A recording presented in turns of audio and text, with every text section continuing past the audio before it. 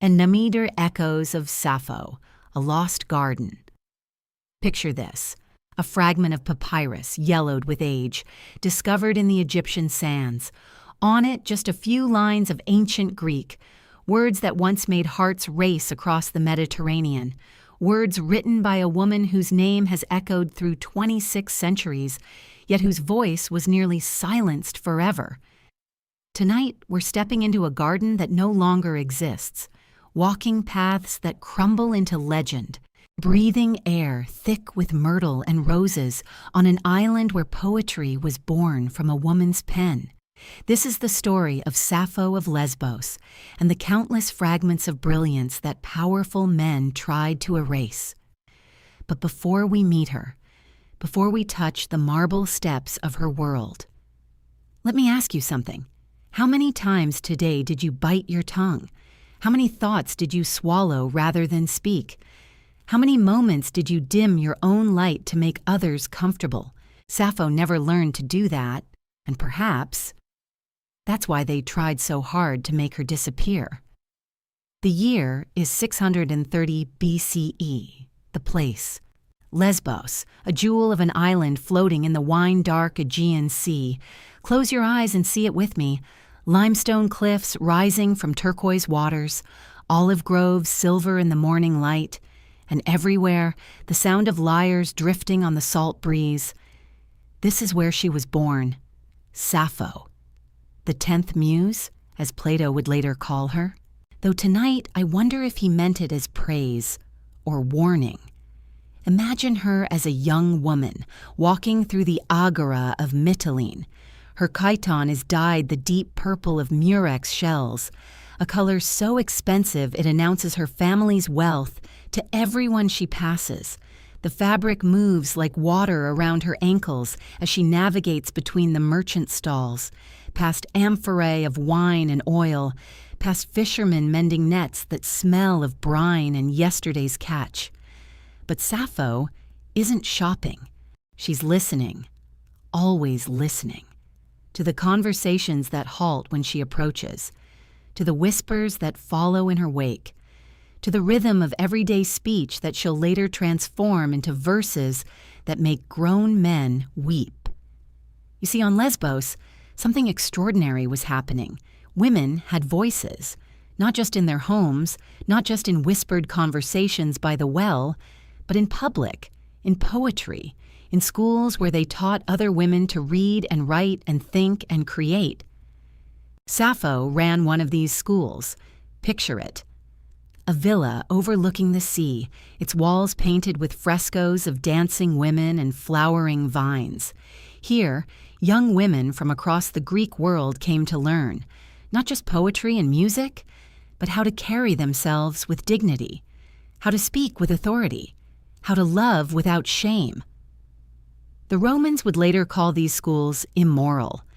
They would whisper about the relationships between teacher and student, between woman and woman, twisting love into something scandalous.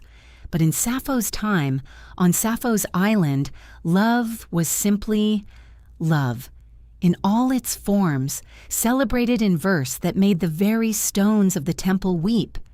Listen to this fragment, one of the few complete poems we have left.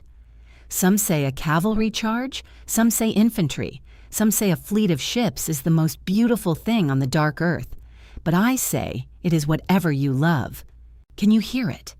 The quiet revolution in those words?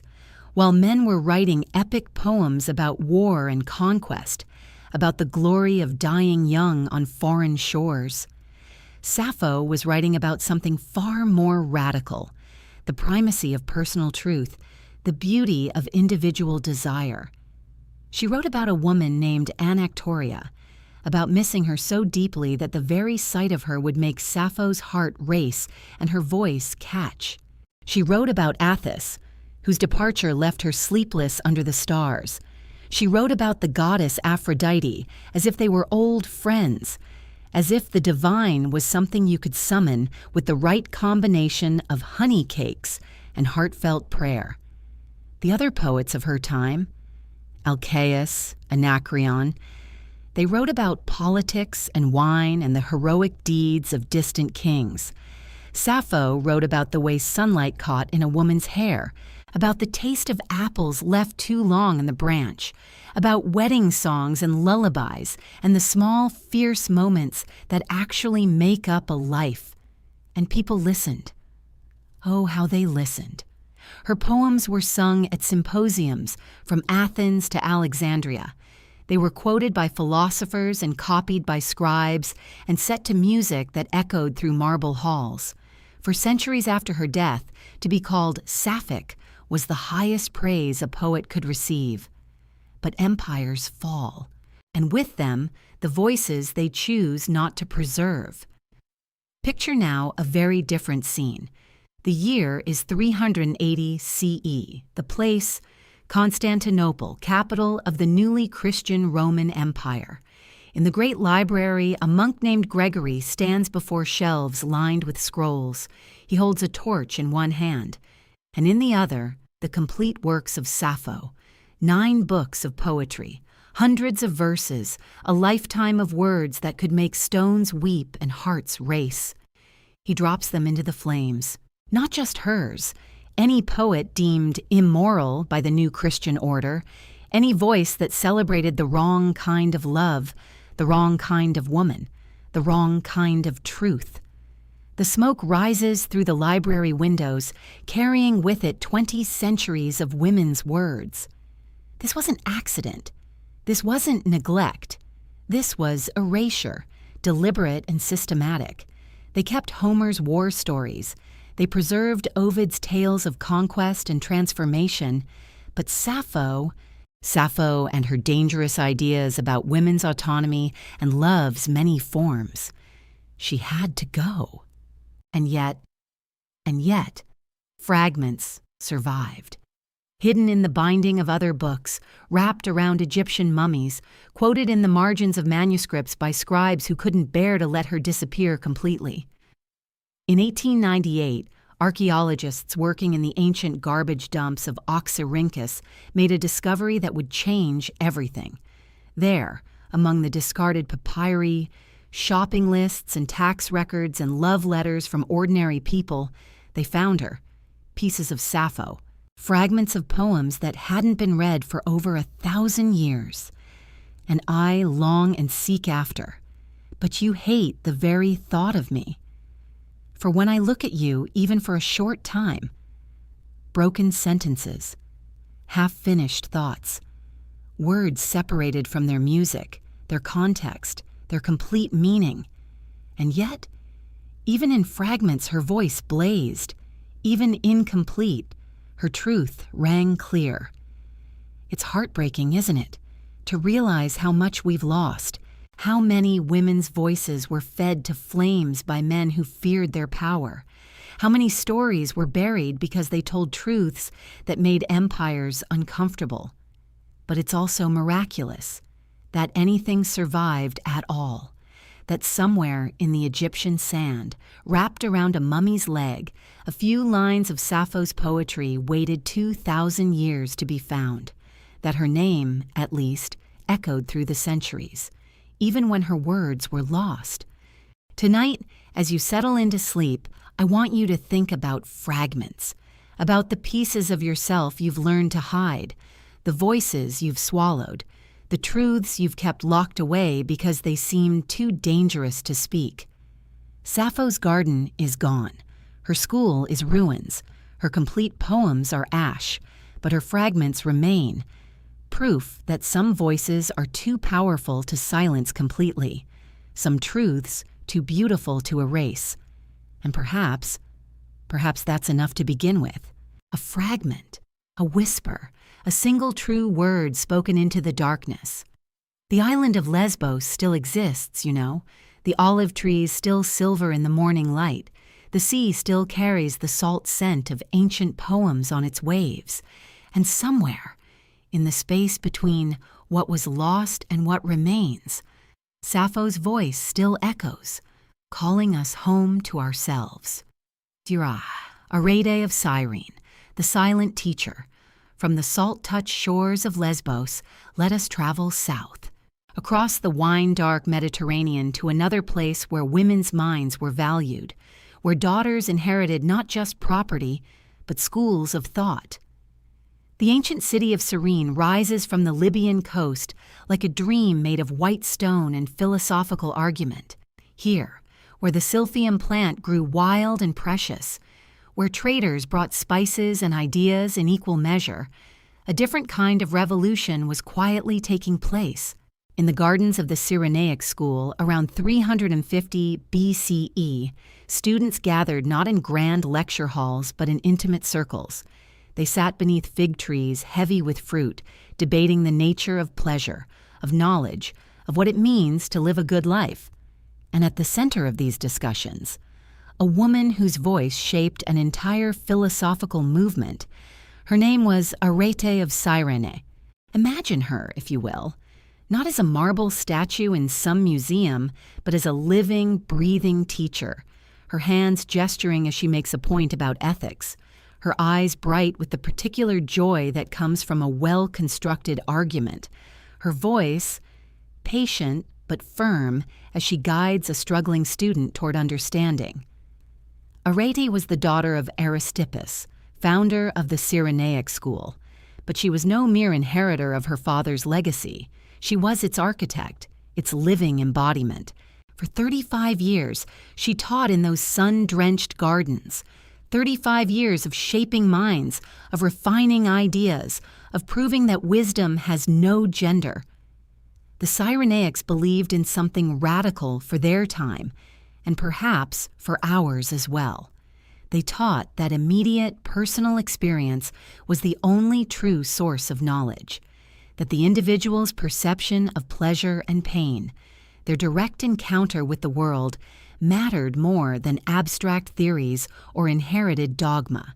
How revolutionary this must have seemed. How liberating. In a world that told women their experiences were secondary, their perceptions unreliable, Arete taught that subjective experience was the foundation of all understanding. She didn't just teach philosophy, she embodied it. The records tell us she wrote over 40 books. 40. Let that number settle in your mind for a moment. 40 volumes of philosophical inquiry, of careful reasoning, of insights drawn from decades of teaching and thinking and living fully in the world. Every single one has vanished.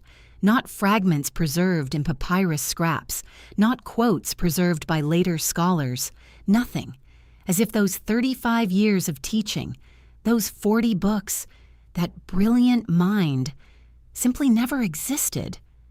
But here's what we do know, whispered between the lines of history written by men who couldn't quite erase her completely. We know that students traveled from across the Mediterranean to study with her, not with her father, not with the male philosophers of Athens, with her, specifically with her. They came seeking something they couldn't find elsewhere, a way of understanding the world that honored their own experience, their own capacity for wisdom. We know she taught her own son, Aristippus the Younger, who became known as Mother Taught, a title that in ancient Greece was meant as an insult, but which he wore with pride. Through him, Arete's ideas continued to flow into the philosophical mainstream, even as her name was slowly forgotten. We know the Cyrenaic school flourished under her guidance in ways it never had before or would again, that the ideas developed in those gardens influenced Epicurus, shaped Stoicism, planted seeds that would bloom centuries later in unexpected places. Picture those teaching sessions. The morning light filtering through olive leaves, students from Egypt and Athens and Sicily all gathered in a circle, listening as Arete unpacks some complex idea about the nature of pleasure. Not pleasure as mere indulgence, but pleasure as a philosophical category, as a way of understanding what makes life worth living. The Cyrenaics taught that the goal of life was to experience positive pleasure in the present moment, but this required wisdom, discernment, the ability to distinguish between pleasures that truly nourish and those that merely distract. This was sophisticated ethical thinking, nuanced, practical. The kind of philosophy that could actually help someone live better, not just think more cleverly. And Arete was its master teacher. She understood something that the more famous philosophers of Athens often missed, that philosophy isn't just an intellectual exercise. It's a way of being in the world. It's about how we treat our friends, how we face disappointment, how we find meaning in the midst of uncertainty. Her students didn't just learn to argue about abstract concepts. They learned to live with greater awareness, greater intentionality. They learned that their own experience, their own capacity for joy and wisdom, was valid and valuable. In the evenings, after the formal teaching was done, imagine Arete walking through the city of Cyrene, past the temple of Apollo with its oracle, past the agora where merchants hawk their wares, past the harbor where ships arrive daily with news from the wider world. She would have been a familiar figure, respected, sought out for advice not just by her students, but by citizens facing difficult decisions, the kind of person others turned to when life became complicated, when the easy answers no longer sufficed. And yet her voice has been almost completely silenced. We live in a world built on ideas she helped develop. The emphasis on individual experience, on subjective truth, on the importance of pleasure and well-being in ethical thinking. These concepts flow through modern philosophy like underground rivers, but we've forgotten their source. When we read about ancient philosophy, we encounter the usual names: Socrates, Plato, Aristotle, the occasional mention of Epicurus or the Stoics. But Arete? The woman who taught for 35 years, who wrote 40 books, who shaped an entire school of thought, she becomes a footnote, a curiosity. Oh yes, there was this woman philosopher too. But tonight, in this quiet space between sleeping and waking, let us remember her differently. Let us imagine those gardens in Cyrene filled with the sound of thoughtful conversation. Let us picture her students carrying her ideas out into the world like seeds on the wind. Let us honor the 40 lost books by living the questions she taught them to ask. What brings genuine pleasure? How do we trust our own experience while remaining open to growth? What does it mean to live fully in the present moment while building something lasting? These were Arete's questions. They remain our questions still. The city of Cyrene lies in ruins now. The silphium plant that made it wealthy has been extinct for centuries. The harbor has silted up. The great library where Arete's books were kept has crumbled into dust. But ideas are more durable than stone, more persistent than papyrus. They survive in the way we think, the questions we ask, the values we hold dear. Somewhere in your own commitment to trusting your experience, in your refusal to let others define your worth, in your quiet insistence that wisdom can emerge from any life fully lived. Arete's voice continues, the silent teacher, still teaching, still calling us toward a philosophy that honors both pleasure and wisdom, both individual truth and collective flourishing, still reminding us that the most radical act is sometimes simply to trust ourselves. In the space between what was lost and what remains, in the gap between the 40 books that vanished and the few lines that survived, something essential persists. The knowledge that we are capable of wisdom, that our experience matters, that pleasure and ethics need not be enemies, that a woman's voice, even silenced, can echo across millennia, calling us home to ourselves. Dorfree, Hypatia of Alexandria, light in the darkness, and in that echo, in that call home to ourselves, we find another voice rising from the ancient world, a voice that spoke not just of philosophy, but of stars and numbers, of the precise dance of celestial bodies and the elegant logic of mathematical proof. Her name was Hypatia, and she lived in Alexandria. that jewel of the ancient world where the lighthouse guided ships home and the great library held the wisdom of nations. Picture Alexandria in the 4th century. Streets bustling with scholars from every corner of the known world. Greek mixing with Latin, Coptic, Hebrew. The air thick with debate and discovery. This was a city built on questions, where Christians and pagans walked the same marble corridors, where Jewish scholars translated ancient texts while Muslim mathematicians calculated the movements of planets, and at the heart of it all, the daughter of Theon. Hypatia grew up surrounded by scrolls and astrolabes, by the tools of inquiry and wonder. Her father was a mathematician and astronomer, one of the last great scholars of the Museum of Alexandria. But Hypatia, she would surpass them all. She mastered mathematics with the same ease that others learned to read. Geometry flowed from her fingers like poetry. She could calculate the orbit of Venus and explain why eclipses occurred, could design instruments to measure the stars and improve upon the astrolabe. But it wasn't just her brilliance that set her apart. It was her voice. In a world where women were expected to whisper, Hypatia taught, publicly, powerfully.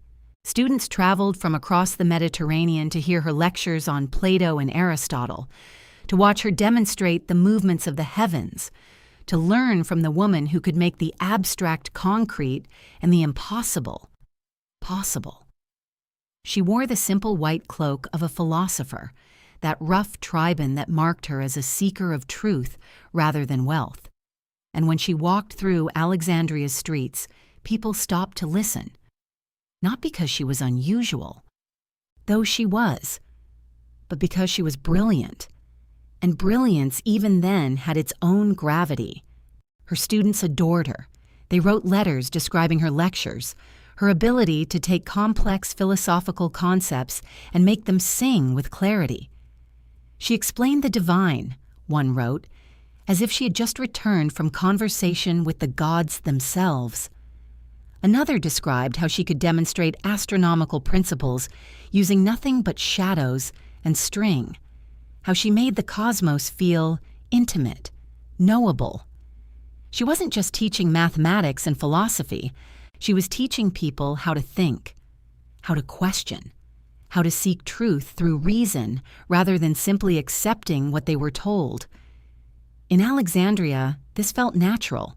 The city had always been a place where ideas collided and combined, where wisdom was valued over orthodoxy.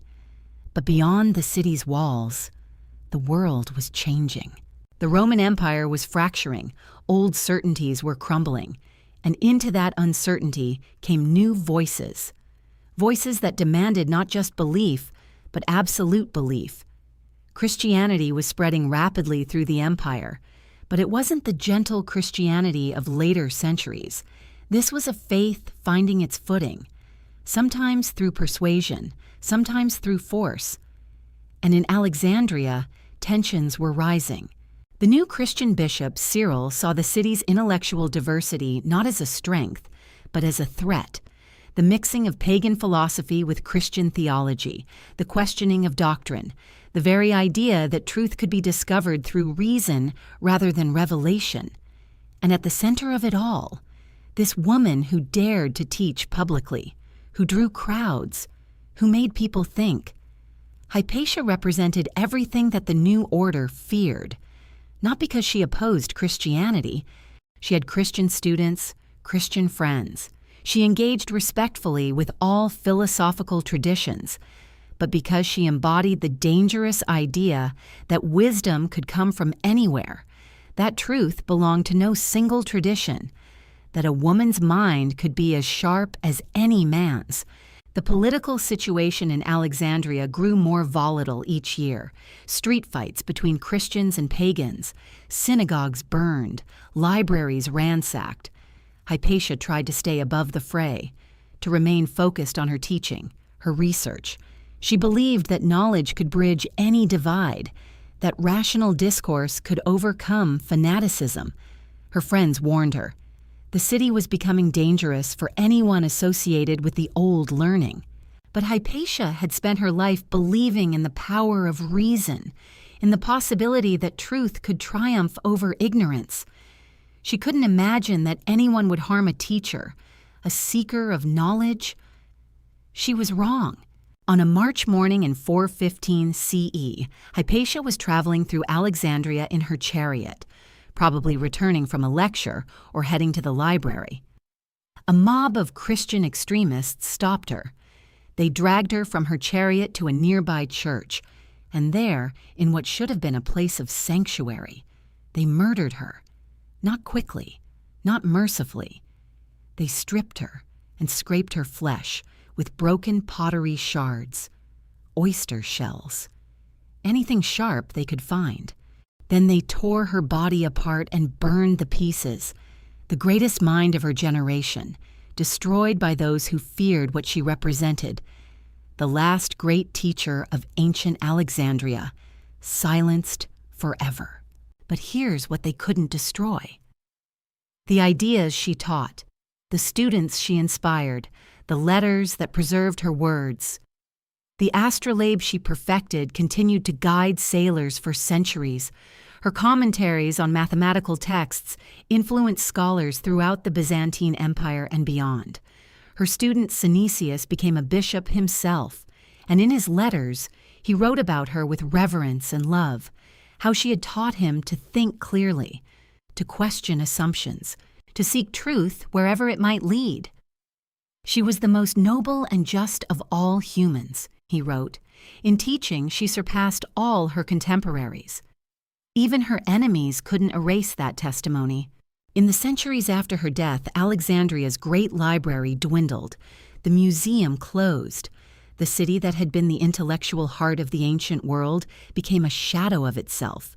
Some historians mark Hypatia's murder as the end of the classical age, the moment when inquiry gave way to orthodoxy, when asking questions became more dangerous than accepting answers. But that's not the whole story. Because even in the darkest periods that followed, in monasteries and courts, in hidden schools and secret libraries, people remembered her. They remembered that a woman had once stood at the pinnacle of learning, had taught with authority and wisdom, had made the stars themselves seem within reach. They remembered that knowledge belongs to anyone brave enough to seek it. That truth is not the property of any single tradition, that even when voices are silenced, their echoes can span centuries. Tonight, as you settle into sleep, as the day's demands finally release their hold, remember Hypatia in her simple white cloak. Remember how she looked up at the night sky and saw not mystery, but mathematics. Not chaos, but beautiful, predictable patterns. Remember that she believed in your capacity to understand, to question, to seek wisdom wherever it might be found. That even when the world seems hostile to inquiry, to women's voices, to the very idea that we might think for ourselves, the stars still follow their ancient paths. The numbers still add up, and somewhere in the space between what was lost and what remains, her voice still whispers, "You are capable of wisdom. Your questions matter." The light of understanding can never be completely extinguished. The fall of Alexandria. Shadows lengthen, but even as Hypatia's voice echoed through the marble halls of Alexandria, even as her students gathered to hear her speak of mathematics and the movement of celestial bodies, the shadows were already lengthening across the cities she loved. The Alexandria of her time was no longer the shining beacon it had once been. The great library, that monument to human curiosity, had been declining for centuries. Scrolls had been lost to fire, to neglect, to the simple passage of time. The scholars who had once flocked here from across the known world, their numbers were dwindling. And into this space, into this growing silence, new voices were rising, voices that spoke not of inquiry, but of certainty, not of questions, but of absolute answers. The Christian church was consolidating its power in Alexandria, and for many of its leaders, Hypatia represented something dangerous, something that needed to be contained. She was a woman teaching men, a pagan in an increasingly Christian world, a voice of reason in times that seemed to call for faith alone. She stood at the intersection of everything they sought to control, everything they feared. Think about this for a moment. How many times have you felt this? The sense that your very existence, your way of thinking, your refusal to simply accept what you're told, somehow threatens people around you, that your questions make others uncomfortable, that your independence is seen as rebellion, that your voice, simply by being heard, is perceived as too loud, too much, too dangerous. Hypatia lived this reality every day in a world growing smaller, growing more rigid, growing less tolerant of difference. The political tensions in Alexandria were escalating. The Roman prefect Orestes, a man who valued learning and sought Hypatia's counsel on matters of governance, found himself in bitter conflict with Cyril, the Archbishop of Alexandria. Cyril was, how do we say this gently, a man who brooked no opposition, who saw the world in stark terms of right and wrong, believer and heretic, and in his eyes, Hypatia's influence over Orestes, her role as advisor to the city's secular leader, was an affront to Christian authority. She became a symbol, not just a person, but a representation of everything that stood in the way of the church's total dominion over the minds and hearts of Alexandria's people. The irony is heartbreaking. Here was a woman whose entire life was devoted to understanding, to seeking truth through careful observation and logical thought, to teaching others to think for themselves, and she was being painted as an enemy of truth itself. The streets of Alexandria grew more dangerous. Christian mobs, inflamed by sermons that spoke of purging the city of pagan influences, began to roam freely. They attacked synagogues. They destroyed temples. They sought out anyone who represented the old ways, the old freedoms. And Hypatia, brilliant, fearless Hypatia, continued to teach, continued to appear in public, continued to offer her wisdom to anyone who sought it. Perhaps she believed, as many of us do, that reason would ultimately prevail. That surely people would see the value of knowledge over ignorance, of inquiry over blind acceptance, of tolerance over hatred.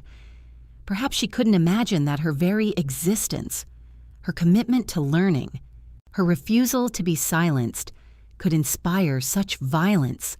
Or perhaps, and this thought brings both sorrow and admiration, perhaps she knew the danger and chose to continue anyway, chose to keep teaching, keep questioning, keep being herself, because some things are worth the risk. The end came in March of 415 CE. Hypatia was traveling through the city in her chariot, as was her custom, when she was surrounded by a mob of Christian extremists. What happened next? What happened next was the systematic destruction of everything she represented. They dragged her from her chariot. They took her to a church, as if the sacred space could somehow sanctify what they were about to do. They killed her, brutally, deliberately, and then, in an act that seems designed to erase not just her life, but her very existence, they burned her body. With Hypatia's death, something irreplaceable was lost, not just her individual brilliance, though that was immense, not just her specific contributions to mathematics and astronomy, though those were significant. What died with her was the idea that Alexandria could be a place where different ways of thinking could coexist, where a woman could speak publicly about ideas, where questions were welcomed rather than feared. The remaining scholars, those who had studied with her, learned from her, been inspired by her example, they began to leave. Some fled to other cities. Others simply fell silent, understanding that the time for open inquiry had passed. The great tradition of Alexandrian scholarship, that magnificent legacy of curiosity and learning that had flourished for centuries, effectively died with her. And yet, even in this darkest moment, something survived. Some spark of what she represented refused to be extinguished. The mathematical principles she taught, they couldn't be murdered. The astronomical observations she made, they couldn't be burned.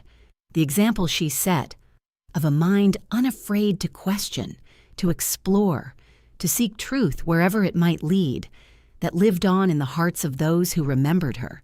In the centuries that followed, when scholars spoke of the golden age of Alexandria, they spoke of Hypatia. When they mourned the loss of ancient wisdom, they remembered her voice. When they dreamed of a world where learning could flourish freely, they invoked her name.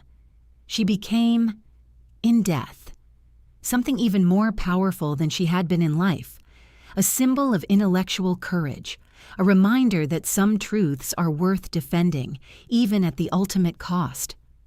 Her story traveled across continents and centuries, inspiring other women to claim their right to think, to question, to speak their minds, reminding us all that the light of understanding, once kindled, can never be completely snuffed out. Tonight, as you feel the weight of the day settling around you, as you think about the times you've had to choose between safety and authenticity, between keeping quiet and speaking your truth, remember Hypatia. Remember that she chose to keep teaching, even when teaching became dangerous. She chose to keep questioning, even when questions were unwelcome. She chose to keep being herself, even when being herself meant standing alone. Her voice was silenced, but her example, her courage, her unwavering commitment to the pursuit of truth, that echoes still in every woman who refuses to make herself smaller, in every question that challenges comfortable assumptions, in every moment when someone chooses understanding over ignorance, curiosity over fear. The shadows that fell over Alexandria were real. The loss was immense. The tragedy was complete. But light, once it has existed, leaves traces that darkness cannot completely erase. And somewhere in those traces, Hypatia's voice still whispers, keep questioning, keep learning, keep being brave enough to think for yourself. The world needs your mind, your voice, your refusal to be silenced. Hildegard of Bingen, a garden of sound and light. Centuries passed. The classical world crumbled into dust and memory. Libraries burned, scrolls scattered to the winds. The voices of Sappho, Arete, and Hypatia seemed lost forever to the gathering darkness of what history would call the Dark Ages. But light has a way of finding cracks in even the thickest walls. In the rolling hills of the Rhineland, in a time when women's voices were meant to be silent, a child was born who would refuse to dim her inner radiance. Her name was Hildegard, and she would become one of the most extraordinary minds of the medieval world. The year was 1098. Europe was wrapped in the rigid structures of feudalism and church doctrine. Women were expected to be seen and not heard, to marry, bear children, and fade into the background of history. Knowledge was locked away in monasteries. Books were chained to lecterns. The very idea of a woman as teacher, as composer, as visionary, was almost unthinkable. Almost. Hildegard of Bingen would spend her life proving that some souls are too vast to be contained by the expectations of their time. From her earliest memories, Hildegard saw the world differently. She spoke of visions, of light that danced behind her eyes, revealing truths that others could not see. In another time, such claims might have led to accusations of madness or witchcraft, but Hildegard was born into a world where mystical experiences, when properly channeled through religious devotion, could be seen as gifts from the divine. At 8 years old, she was sent to live with a holy woman named Jutta. Together, they formed a small religious community, a place where women could dedicate their lives to prayer, learning, and contemplation. It was confinement, yes, but it was also sanctuary, a space where a brilliant mind could grow without the constant pressure to marry, to serve, to disappear into domesticity. As Hildegard grew, so did her reputation for wisdom. When Jutta died, the other women naturally turned to Hildegard as their leader. She became abbess, a position of real authority in a world that gave women precious little power. And from this position, she began to change everything around her. The visions that had marked her childhood intensified. She saw wheels of fire spinning through cosmic spaces.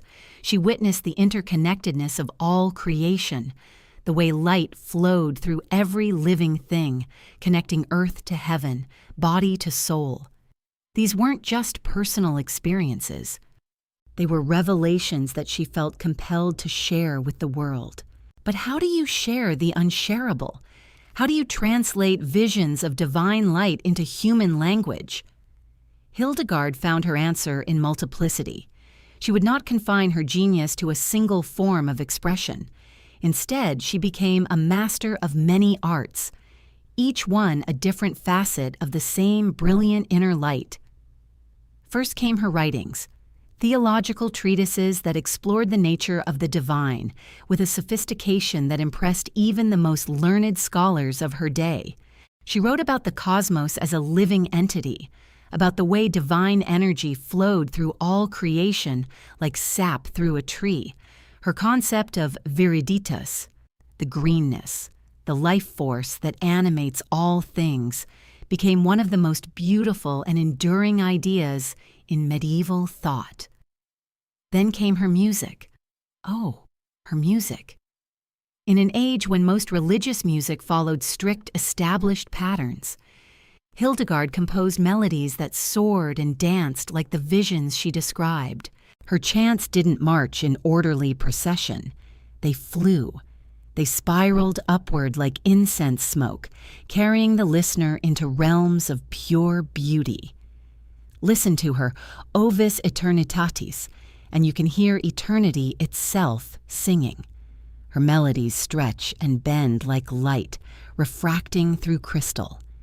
Each note a prayer, each phrase a doorway to the divine. She composed over 70 pieces, an extraordinary output for any composer, but revolutionary for a woman in the 12th century. But Hildegard's genius didn't stop at theology and music. She was also a physician, a healer who understood the human body with remarkable sophistication. Her medical writings described treatments for everything from headaches to heart conditions. She wrote about the healing properties of plants, the importance of diet, the connection between emotional and physical health. Centuries before modern medicine would rediscover these truths, Hildegard understood that healing meant treating the whole person, not just symptoms. She saw the body as a reflection of the cosmos, each organ connected to planetary influences, each ailment requiring a treatment that addressed both physical and spiritual dimensions. Her monastery became famous throughout Europe for its healing work. People traveled hundreds of miles to seek treatment from the visionary abbess who could see into the very essence of illness and health. And still, she wasn't finished. Hildegard also wrote plays, morality tales that brought her theological insights to life through drama and music. She created illuminated manuscripts where her visions took visual form, wheels of fire and cosmic trees rendered in gold and vivid color. She corresponded with popes and emperors, advising them on matters of state and spirit with equal authority. Think about this for a moment. Here was a woman living in one of the most restrictive periods in European history, confined to a monastery, bound by vows of obedience. And yet she managed to become composer, theologian, physician, playwright, artist, and advisor to the most powerful people of her age. How did she do it? The answer lies partly in her extraordinary gifts, but also in her profound understanding of how to work within the system while transcending its limitations. She framed her authority not in terms of personal ambition, but as divine calling. She wasn't speaking her own words. She was translating the voice of God. She wasn't pursuing worldly power. She was serving a higher purpose. This strategy allowed her to claim a kind of authority that would have been impossible for other women of her time. Who could argue with a direct revelation from the divine? Who could silence a voice that claimed to speak for heaven itself? But there was nothing calculating or cynical about Hildegard's approach. Her faith was genuine, her visions real and transformative. She truly believed she was serving as a conduit for divine wisdom. And that belief gave her the courage to speak when other women remained silent. In her later years, Hildegard's influence spread far beyond the walls of her monastery. She undertook preaching tours, traveling throughout Germany to share her insights with crowds that gathered to hear the famous visionary speak. Imagine the sight. This elderly abbess, speaking with such authority and wisdom that bishops and nobles hung on her every word. She challenged corruption in the church. She called for reform. She spoke truth to power with a fearlessness that came from absolute conviction in her divine mission. And through it all, she never stopped creating.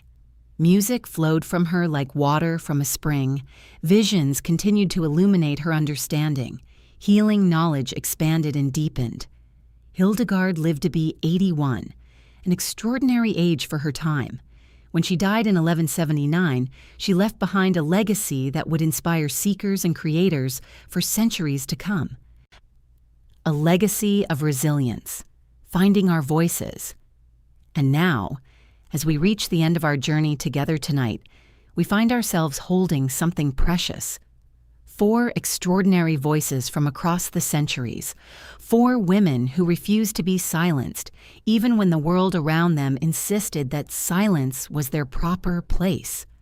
Sappho, with her fragments of poetry that survived burial in Egyptian sand, speaking to us still of love and longing and the fierce beauty of human connection.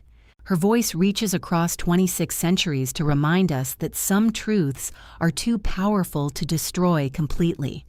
Arete, whose 40 books vanished into the mists of time, yet whose revolutionary ideas about individual experience and the wisdom found in our own lived truth continue to shape how we understand ourselves. Her legacy lives on in every moment we trust our own judgment, our own understanding of what brings meaning to our lives.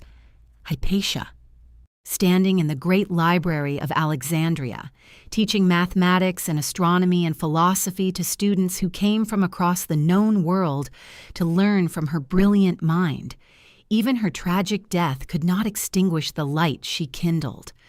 The belief that knowledge belongs to everyone, that learning has no gender, that truth is worth pursuing no matter the cost.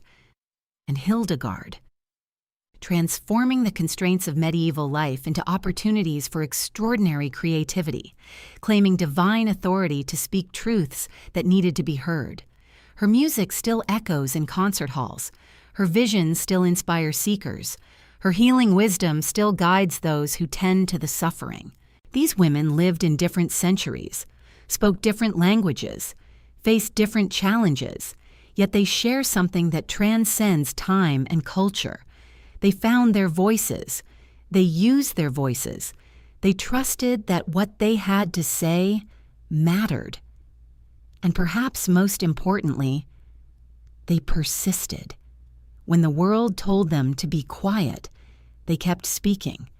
When their writings were destroyed, they kept writing.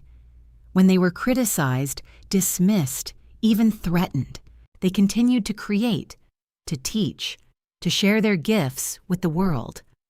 Tonight, as you rest here in the quiet darkness, you carry their legacy within you. Every time you speak up in a meeting when you might have stayed silent, every time you share an idea that feels risky or vulnerable, every time you trust your own wisdom instead of deferring to someone else's, You are continuing their work.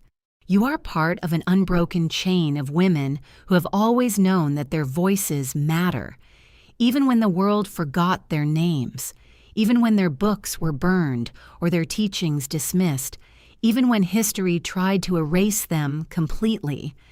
Their influence continued to flow like an underground river, nourishing new growth in unexpected places.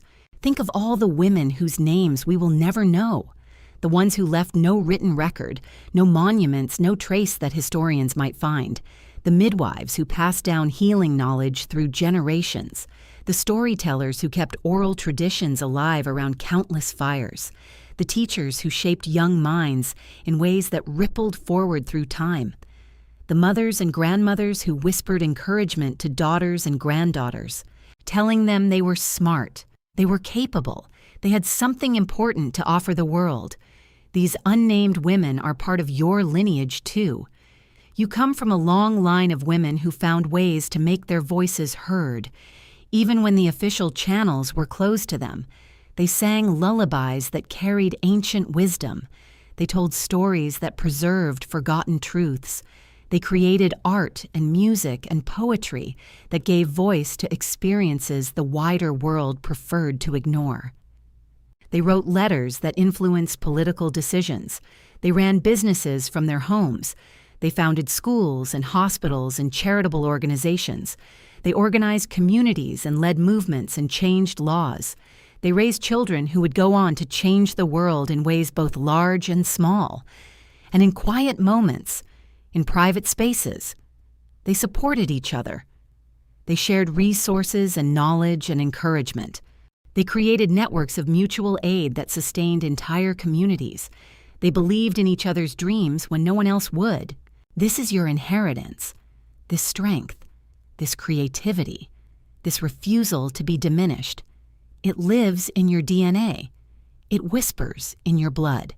It shapes the way you move through the world, even when you're not consciously aware of it. When you advocate for yourself or others, when you create something beautiful or useful or meaningful, when you share your knowledge or your perspective or your truth, you are drawing on thousands of years of accumulated wisdom and courage. You are Sappho's poetry surviving against all odds. You are Arete's philosophical insights flowering in new forms. You are Hypatia's commitment to learning and teaching. You are Hildegard's fearless creativity and divine authority. But you are also uniquely yourself, with your own gifts to offer, your own truths to speak, your own legacy to create. The world needs your particular voice, your specific perspective, your unique combination of experiences and insights and dreams. Perhaps you've been told your voice doesn't matter. Perhaps you've been interrupted or dismissed or made to feel that your thoughts and feelings are less important than others. Perhaps you've learned to make yourself smaller, to take up less space, to defer to louder voices or more confident speakers. If so, you are not alone. Every woman we've met tonight faced similar challenges. They lived in times when women's voices were even less welcome than they sometimes are today. Yet they found ways to speak their truth. They discovered that voice isn't just about volume or official platforms or public recognition. Voice is about authenticity. It's about honoring what you know to be true. It's about contributing your gifts to the great human conversation that has been going on for millennia. Your voice might be a whisper that changes one person's life.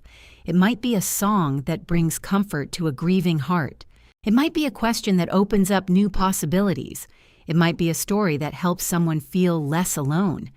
It might be the way you listen, really listen, to someone who needs to be heard. It might be the way you create beauty in your daily life. It might be the way you stand up for justice or kindness or truth in small, everyday moments as you drift towards sleep tonight. Let yourself feel connected to this vast network of women across time. Let yourself draw strength from their courage, inspiration from their creativity, comfort from their persistence. Know that your voice is part of this continuing story. Your dreams and hopes and struggles matter. Your perspective is valuable. Your contributions, whether they seem large or small, are adding something irreplaceable to the world. Tomorrow, when you wake, you'll carry this knowing with you. You'll remember that you come from a long line of strong, creative, resilient women who refuse to be silenced. You'll trust a little more in your own wisdom. Speak up a little more readily. Take up your rightful space with a little more confidence. And someday, perhaps sooner than you think, someone else will draw strength from your example. Your courage will inspire their courage. Your voice will help them find their own. This is how change happens, how progress is made, how the world slowly, steadily becomes a place where all voices are welcomed and valued, one woman at a time, one conversation at a time, one brave moment at a time. The ancient Greeks believed that when we die, we cross the river Lethe and forget everything about our earthly lives. But they also spoke of the river Mnemosyne, the river of memory, where some souls choose to drink instead, carrying their wisdom forward into whatever comes next. Tonight, you have drunk from the river of memory. You carry forward the wisdom of Sappho and Arete and Hypatia and Hildegard, and countless other women whose stories deserve to be remembered and honored. Their voices join with yours in a chorus that spans centuries. A song of resilience and creativity and hope that continues to grow stronger with each new voice that joins in. And as you settle into sleep now, let yourself become part of this eternal conversation, this ongoing story of women who dared to speak their truth, and in doing so, lit the way for all who would follow in their footsteps, including you, dear listener, including you.